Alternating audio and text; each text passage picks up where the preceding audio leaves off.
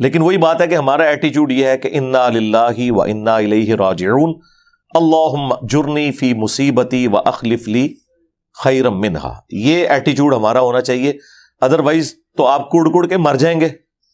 دنیا تو پھر غموں سے عبارت ہے. یہ اللہ تعالیٰ نے ہر شخص کی زندگی میں مختلف غم رکھے ہوئے ہیں، ٹھیک ہے، اور وہ غم اسے آنے ہیں. تقدیر میں اس قسم کی جو چیزیں ہیں وہ ٹلتی نہیں ہیں. ہاں کچھ چیزیں جو اللہ تعالیٰ دعا کی برکت سے ٹال دیتا ہے.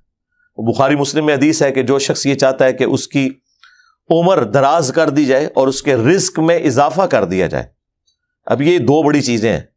رزق میں ہر چیز ہے، صرف مال و دولت نہیں، اچھی صحت بھی رزق ہے، اچھی اولاد بھی رزق ہے، اللہ کی ہر نعمت رزق ہے. تو جو چاہتا ہے کہ اس کی عمر بڑھا دی جائے، یعنی اس میں برکت کر دی جائے یا اس کے رزق میں اضافہ کر دیا جائے، تو وہ اپنے رشتہ داروں کے ساتھ حسن سلوک کرے. کام بڑا مشکل ہے.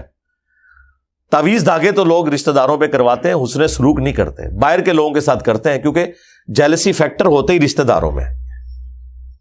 شریکہ ہوتا ہے نا، وہ کہتے ہیں نا شریکہ ہے، وہ آپ کے ساتھ وہ چیزیں شریک کر رہے ہوتے ہیں، اس کو ایک کامنلی، یعنی وہ چیز جہاں پہ کامن انٹرسٹ آ جاتا ہے وہاں پہ پھر جیلسی فیکٹر آ جاتا ہے. اسی لیے کہا گیا کہ جو رشتہ داروں کے ساتھ حسن سلوک.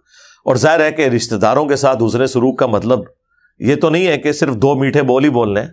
مراد یہ کہ آپ فائنینشلی ان کی ہیلپ کریں. اور آج کے اس پرفتن دور کے اندر تو سب سے بڑا ایشو ہی جو ہے وہ اکانومی بنا ہوا ہے. تو اس قسم کا آپ حسن سلوک کریں تو اللہ تعالیٰ آپ کے رزق میں بھی برکت اور آپ کی عمر میں بھی برکت کرے گا. تو